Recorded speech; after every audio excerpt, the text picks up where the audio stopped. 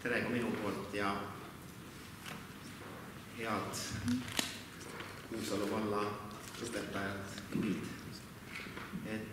Minu ülesandeks oli siis teile tutvustada rahvastiku arengu tuleviku võimalusi Kuusalu vallas.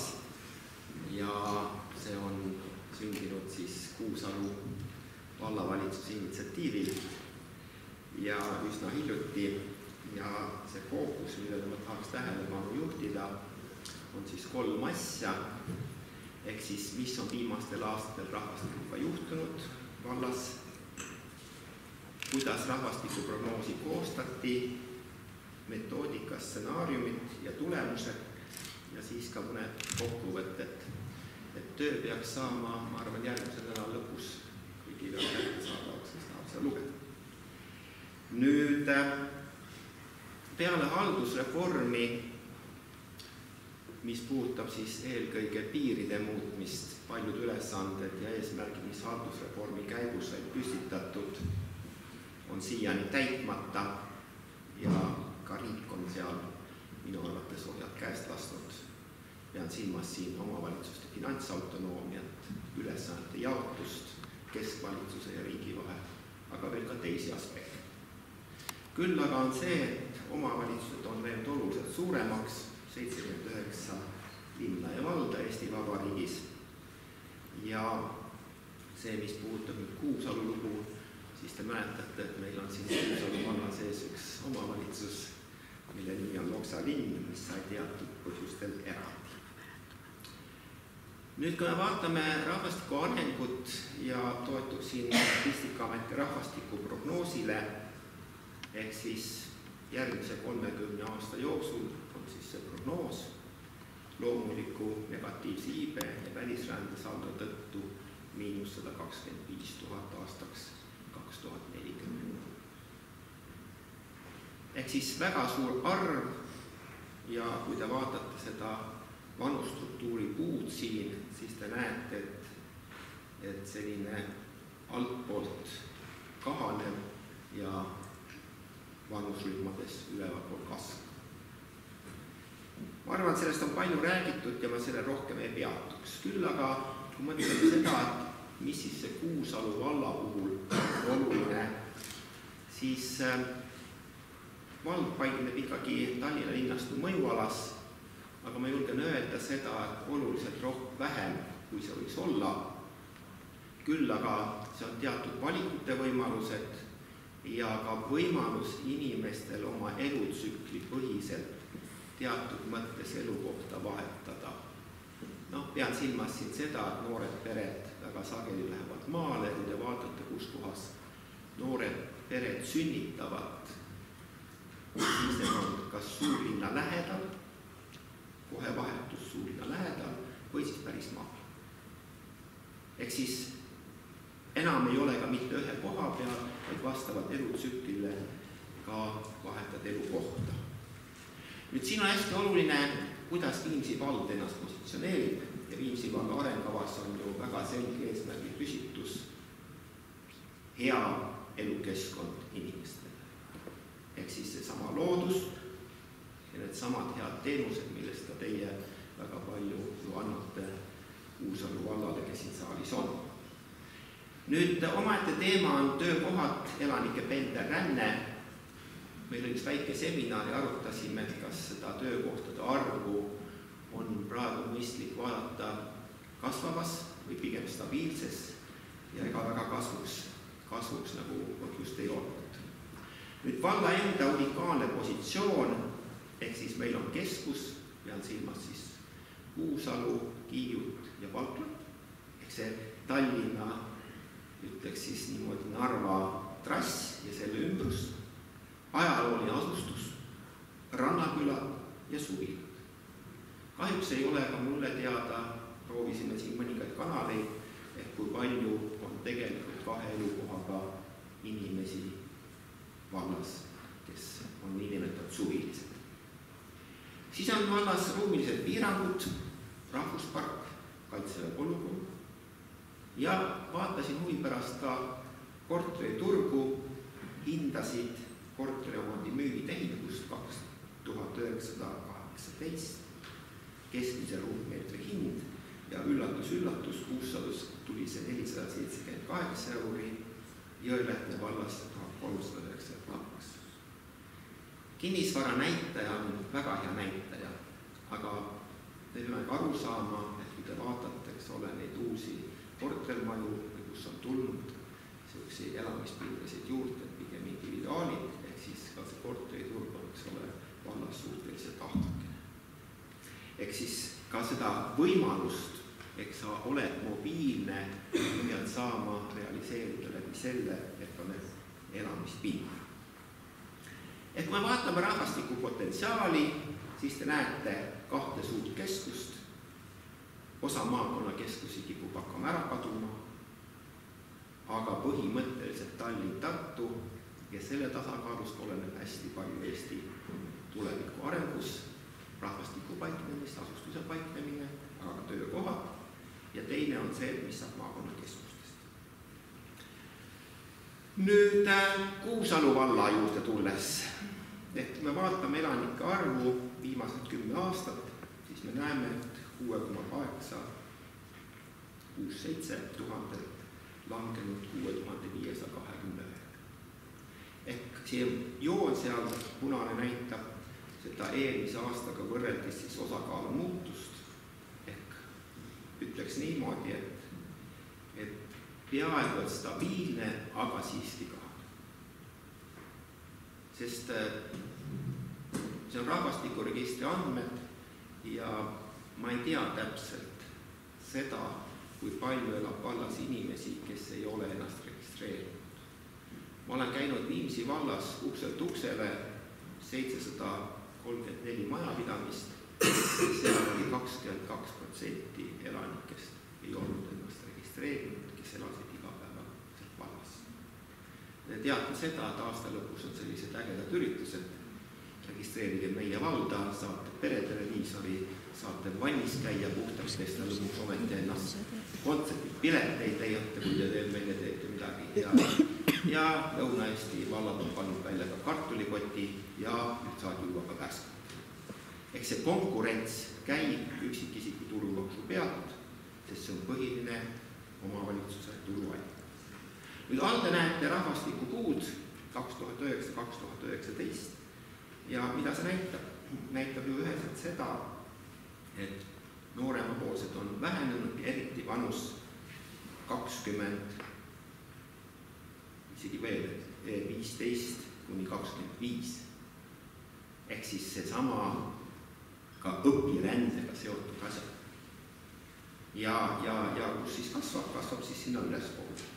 Et kui me vaatame vanusrühmade lõikes, siis me näeme seda, et 0-6, mis meid ju siin kõige rohkem saalis huvitab, 546-lt 476-le positiivne on see, et vahepeal sündimus on olnud ja siis ränne on tulemust, ehk siis 7-15 eluaastat, eks ole, kasv 3,4%, aga ülejäänud, eks ole, languses ja siis tuleb need inimesed, kes juba hakkavad tööturult välja langema.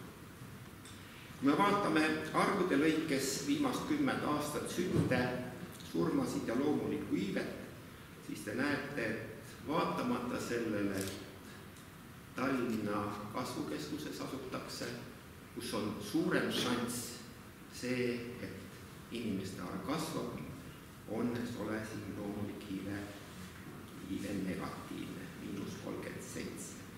Ja sisseränne, väljaränne näitab ka seda, et 2017 oli rännesaldo uuesti läks negatiivseks, aga ma ütlen, arvud on väga väikesed, nii et on selline palve, et kui te vaatate, siis suhtuge ka nendesse arvudesse tähelepanelikult, sest siin võib tulla nii nagu Pranglisaarel oli, et õpetaja tuli 3 lapsega ja Pranglisaare kooli laste arv kasvas 2,5 korda. Nii et selles mõttes peab nende arvudega olema ettevaatlik. Küll aga kooli väljasuremist enam keegi räägi. Aga te näete siin siis seda, et 200, eks ole, sisse ja 219 välja, et siis see 2017-2018 ametlikke andmeid veel ei ole, sellepärast ei kasuta. Nüüd järgmine slaid on minu arvates hästi oluline slaid mis tegelikult ka näitab seda, milline peaks olema see kohaotsing, kus seda läbimurret saavutada, kui me tahame suurendada Kuusalu valla laste arvu ja tahame suurendada Kuusalu valla koolide võimekust läbi selle, et on rohkem lapsi koolis. Ja näete vanusrühmade lõikes miinuseid, ehk siis seesama õpiränne gümnaasium ja sealt edasi, gümnaasiumist edasi on üsna loomulik, aga mure on see, et ei tulla tagasi. Kuidas soodustada Kuusalu valda tagasiränne? Ja ma arvan, et haridusasutustel on siin hästi oluline teema, mida mina olen vaadanud ka mõningate koolide puhul. Minu tagamaa taust on võib-olla selline, et ma olen teinud üsna palju neid hariduse arengukavasid valdadele, ka valdkondlikke arengukavasid ja ka haridusministeeriumile teinud töö, mis puudutab kogu seda kutsekoolide võrku ja siis ka haridusvõrku. Ja küsimus on see, et kuidas seda kontingenti tagasi saada. See on paljudes kohtades, eks ole, väga oluline teema selles mõttes, et millistele väljakutsetele noored tagasi tulles saavad, eks ole, siis oma tegemisi rahuldada. Nüüd laste arv 0–7, poisid, tüdrukud eraldi, et me siit näeme, et see aastakäik on kuskil 50, 70, parematel aegadel, eks ole, üle 80, mis jagunevad erinevate koolide vahel. Me peame aru saama siin ka seda, et Kuusalu vallas käiaks ka väljapool õppimas ja Kuusalu valla käiaks ka mujalt omavalitsus sisse õppimas. Ja kui me vaatame seda valla konfiguratsiooni ehk ruumilist paiknemist elanike puhul, siis te näete, siin on ruudud kilomeeter korda kilomeeter, kus on siis rahvastik paiknev. Ja teine, mida me ka vaatasime, et mismoodi rahvastik näeb välja paikkondade lõikes. Asulagruppide mõttes on siis see, et kui me võtame Kuusalu, Kiiu, Kolga, Valkla, siis 41% kogu elanikust annavad need 4 asulat. Kui me vaatame, kus kohas rahvaarv on kasvanud, siis te näete seda, et see on siis kuskil 100-200 elanikku külades on see arv suurem olnud, aga ma ütlen veel kord, et siin on ka teemaks see, et mismoodi nad siin tegelikult toimetavad.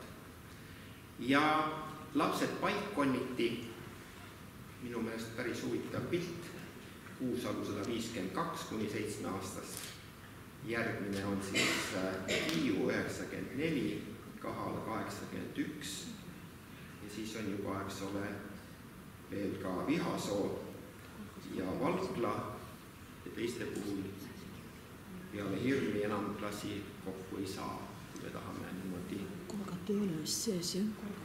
Nüüd rahvastikuprognoosist. Et alusandmed on rahvastikuregister, sündimus, suremus, ränne, elanike keskmine eluiga, olime siin ka positiivsed, panime siis ka juurde, ehk siis meeste-naiste keskmine eluiga Eestis väga väike, vedan väga suur vahe, 74,6 meestel ja naistel üle 81, et võiks siis olla selles perspektiivis 84, naiste keskmine eluiga sünnist ja meestel siis 76. Ja nüüd selle rände teema on, eks ole, Kuusalu valla jaoks hästi oluline, ma tulen selle juurde. Ja veel kord, et elanike statistika tahaks ka veel korra kontrollimist saada, aga hästi keeruline teema. Et praegu tehakse seda niimoodi, et seda tehakse residentsuse indeksiga, ma ei tea, kas te olete seda kuulnud, tähendab seda, et iga inimene, kes Eesti Vabariigis teeb klõpsu avaliku sektori organisatsiooniga, jääb ühte kohta arvuti mängu. Ja kui te olete Kuusalu vallas 7 korda teinud ja ütlete mulle, et te elate Valgas, siis tõenäoliselt ma ütlen, et te ei ela Valgas, vaid teie klõpsud käivad kogu aeg siit ja te peaksite siin elama, et ma peaks tulema ikkagi siia nüüd otsida, mitte valama. Vaatame, mis sellest saab ja see mõte oli siis see, et kui rahvaloodus teha, et saaks tõesed andmed registreerimise kohta. Ehk siis suhteliselt väike elanike kogum, ehk nüüd iga inimene loeb, ütleksin niimoodi. Nüüd, mis on veel tähtis, on see, et elulaadi muutusväärtushinnangud, tegime ühe töö, käisime Telliskivi linnakus küsimas noorte käest, et kuidas neil läheb ja kas nad tahaksid ka Tallinnast ära kolida, nende vastus oli ei Viimsisse mitte mingi hinnamist, sellepärast ökoloogiline jalajälg läheb liiga suureks. Miks ma peaks bussiga sõidma? Mina siin aias ja kodus ja pole vaja kuskilt keskmest ära minna. Ehk siis need mõtted, eks ole, et kunagi, et pensionärid läheb kõik maale elama, unustage ära, 3. põlvkond, eks ole, elab linnas ja kardab hulti juba ammu. Ja siis 4 stsenaariumi, tulen nende juurde. Esimene stsenaarium, baasstsenaarium, ehk võtame rände ära. Vaatame, mis siis saab. Eks see näitab rahvastiku sisemist taastootmispotentsiaali. Teine oleks see, et kui palju oleks vaja elanikke rändega, ehk siis see sama stabiilse elanikkonna stsenaarium, siis tegime optimistliku ja tõenäoselt. Ehk siis see, et saada stabiliseerida elanikkonda pikas perspektiivis, tähendaks pluss 170 rändesaldot. Meil on praegu 5 aasta keskmine kuskil 31. Ehk see oleks väga tõsine pingutus, mida oleks vaja teha. Ma arvan, et see vääriks mõtlemist, vääriks, eks ole, seadmist Kuusalu vallas, kuidas seda võiks saavutada ja kuidas seda tulemusi mõõta. Ehk siis baasstsenaarium, mida näitab? Kui me paneme rände seisma, siis te näete kohe lõpsti, eks ole, rändega tulevad noored pered, tulevad lapsed ja alumised otsad, eks ole, hakkavad kaduma. Ehk siis need erinevad vanusrühmad, ehk siis vanus 65 praktiliselt 20% kasvab, elanike arv hakkab langema ja meid huvitab, ütleme vanus siis 0–14 ja näete seda, et langeb ja siis stabiliseerub ära. Nüüd stabiilse elanikkonna stsenaarium, ehk siis mõte oli see, et me ilmselt ei suuda väga murda läbi sealt, et õpirännet ei ole, eks ole, kõrgkoolidesse, mida iganes, aga me murrame läbi sealt, et toome juurde tagasirännet peale hariduse omandamist siis kõrgkoolis või kutsekoolis, mida iganes. Ehk siis siit te näete seda varianti, et me saame elanike arvu stabiilseks, aga kui me ka elanike arvu saame stabiilseks, siis laste arv ikkagi vähem. Aga ei vähene nii palju kui eelmises stsenaariumi puhul. Optimistlik stsenaarium panime 280 inimest. Ja selle mõte tuli sellest, et me saime vallast ka need planeeringud kätte ja arvasime, et kui paneks niimoodi, et siis 50% sellest mahust realiseerub ära, aga valla planeeringud on hästi palju on neid, aga nad on 91, 92 on ka väga palju nendest ja nad pole 20 aasta või 15 aasta jooksul realiseerunud ja siis tegid küsimus, et miks nad ei ole siis realiseerunud ja kas üldse kunagi tulevikus realiseerunud. Ja siit te näete siis seda, et natukene rohkem tõuseb, eks ole, see vanus 65 pluss, aga mis on oluline, et elanike arv kasvab ja ka vanus 0–14 me suudame hoida stabiilsena. Ja te näete siin seda, et siin on siis hästi suur, eks ole, selline vanuskuu muutus, et me tõstsime siis need 30-ndates eluaastates, eks ole, ja sealt edasi seda sisserännet. Nüüd, mis on juhtunud vahepeal, et kui Nõukogude aja lõpus 89 oli keskelt läbi 21,5 aastat oli, kui naine sai esimese lapse, siis täna see on kuskil 27 eluaastat. Läheb veel edasi. Nüüd te saate aru, eks ole, et kui teil esimese lapsega ei õnnestu, siis fertiilne iga jääb järjest väiksemaks. Otsused tuleb teha väga väikese perioodi jooksul.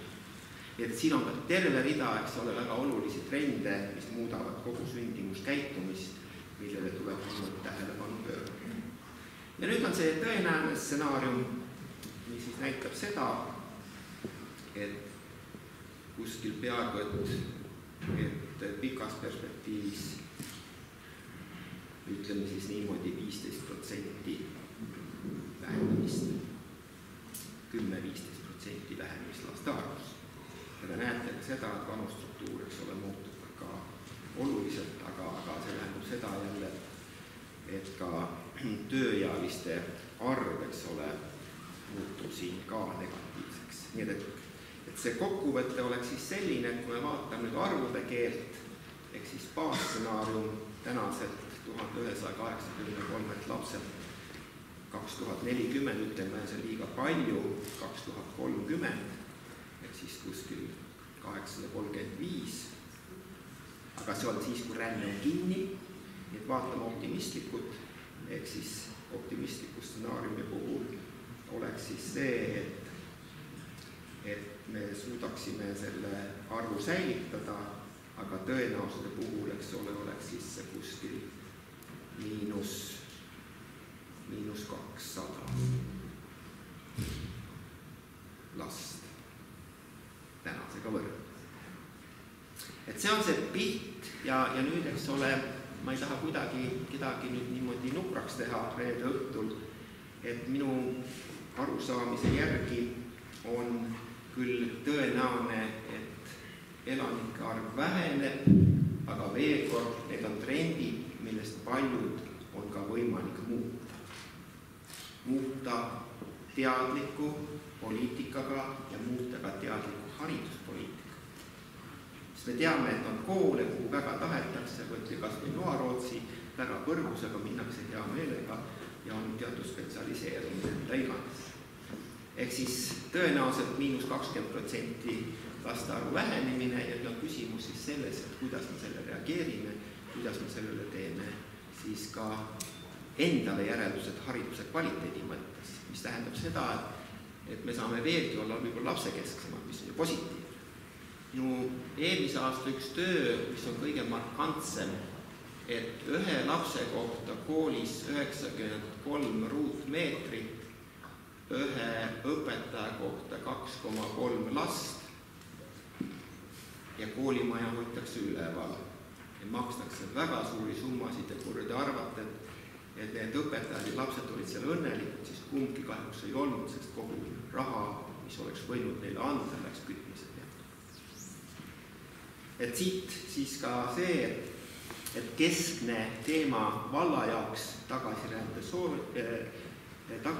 soodustamine, noortele peredele hea elukeskkonna pakkumine ja me peame aru saama, et ei ole ühte head lahendust, vaid tuleks vaadata teatud kompleks. Ja kuna see seis on nagu selles mõttes, et teatud muutused on ka rahvastiku trendides, et siis võib-olla tasub 2-3 aasta pärast üle vaadata just ka selle 2 põhjusele, et mis saab nendest suvilistest, kas need jäävad siia ja teine on see, et mis saab Tallinna valglinnastumisest tervikuna. Et selline oli mõte, mida ma tahtsin teiega jagada.